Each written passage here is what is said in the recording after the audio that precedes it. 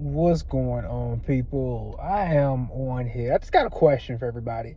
Have you all ever had a car that you were driving? You ever had a car, just die on you, just give up the ghost, and that be that?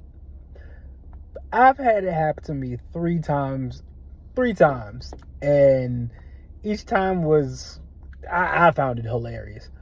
Let me know if y'all had a car ever die on you before. The first car I had die on me, it was my very first car. I was 18.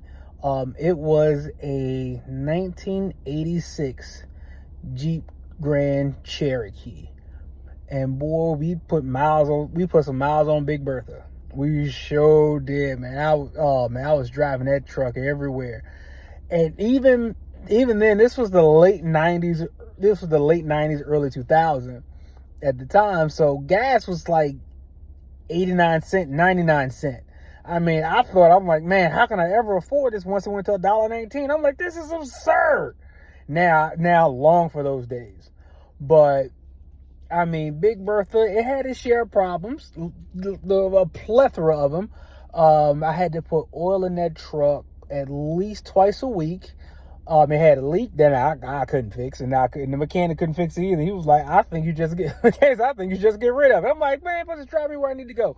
So, and another thing about the truck, if you want to listen to the radio or your tape deck, because I had a tape deck in the truck, and my tapes were 400 Juvenile, 400 Degrees, and BG Chopper City in the Ghetto. Yeah, I was hot boy, was taking for the 99. The Cash Money took over the 99s 2000. So absolutely.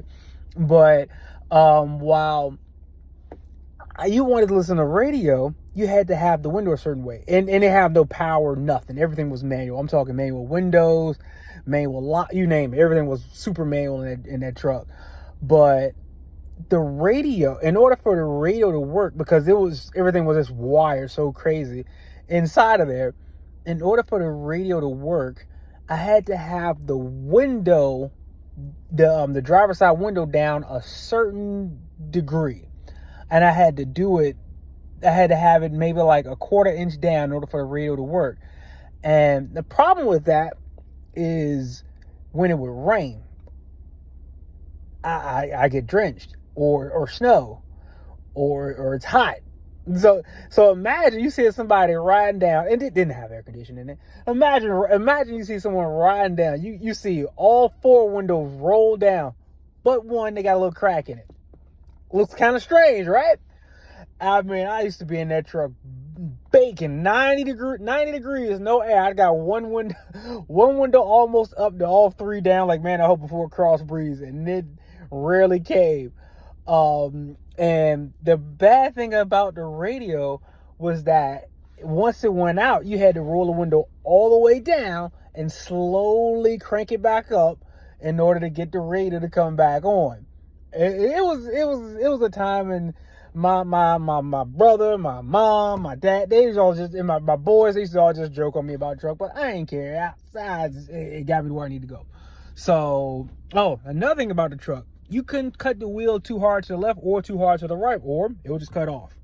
So you had to be gentle if you was making a U-turn. You got to make the U-turn super wide. In parallel parking, utter nightmare. But that's how I got good at parallel parking, because if you crank that wheel too much, it's off. It is off.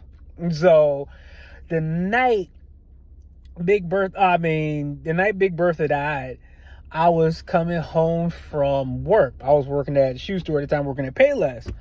And I used to work at a mall that was nearby. If you're in the Richmond area, you know, Cloverleaf Mall. That's why if you're in the Richmond, Virginia area, it was a Cloverleaf Mall. That's why I used to work in that Payless inside of there. And I got off work that night. I was on my way home, and all of a sudden, the truck started smoking, right? I'm like, man, I know I put oil in it this week. So, I know I put some oil in it, and like, man, it shouldn't be smoking. I'm like, you got 3 days for it to start doing something like that. It had only been 1 day. I'm like, man, it can't be low. So I got another quart of oil, just to get home, and I put that in the truck. I'm like, okay, it was doing its thing, and I was driving home, and it started back up. Just driving home after I put the oil in and everything. was driving home and I hit a street that I wasn't too far from home, but it was walking distance. Let's just call it that. I wasn't too far, but it wasn't walking distance at that. And I met my brother. Luckily, my brother was right there, and he was following behind me. It was just pure coincidence that I met him too, and because he was out and about doing whatever, and he caught me. I was like, "Hey man, just follow me home, because something going on with the truck." And he was following behind me. Next thing you know, I'm just driving straight away. I'm on the gas, right? On the gas. All of a sudden, off. Everything shut off. Mid-drive, off. No warning, no nothing. Off. It just shut down. The car stopped completely. Battery was done. The car just like, you know what? It's over with. Couldn't turn it over. No lights were working. Everything was completely done in that truck. It was totally done. Nothing was working.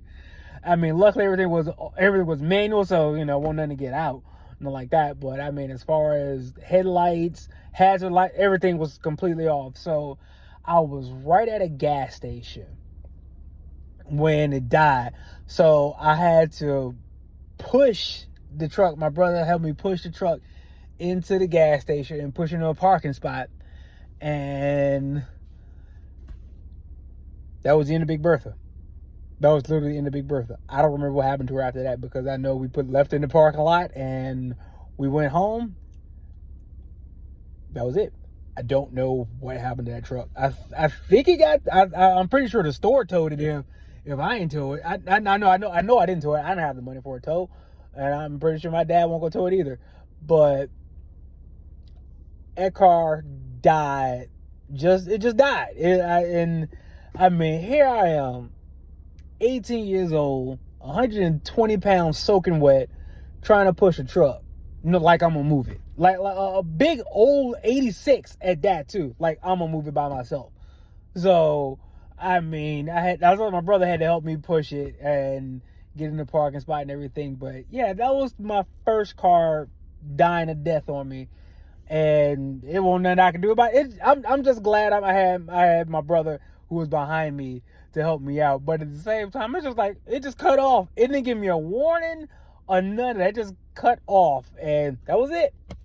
Let me know your story. Let me know what you got as far as a car dying on you, or any car issues you may have had with your first car, or your early cars that you may have had.